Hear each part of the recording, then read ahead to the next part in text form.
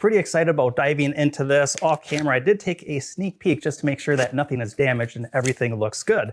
Now, in the past, when I covered mini laser machines, I wouldn't say that I turned my nose up to it, but I wasn't always sure just how big of a market it was for us. But this video is being recorded in the beginning of December, and I'm realizing that there's a lot of people that just want to kind of get their feet wet with laser machines, and they don't want to jump into a super huge machine that takes up a lot of space.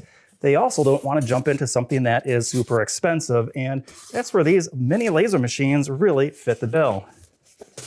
And as we can see, everything is packaged with either styrofoam or this nice squishy foam stuff. I'm going to grab the camera and we're going to do a quick fly around and check out all the bits and pieces that are included with this M3 kit with the enclosure. This is all pretty neat, and I really like that the M3 comes all pre-assembled, speeding up the time from unboxing to creating projects.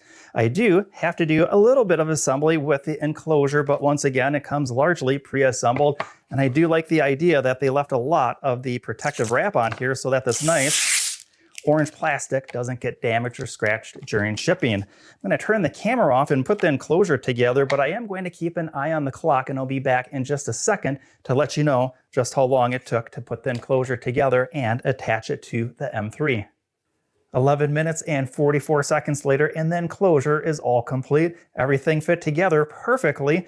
It would have been a little bit faster, but my eyes did have a little trouble reading the small print in the manual, but I guess that's why I use reading glasses, which I didn't have on.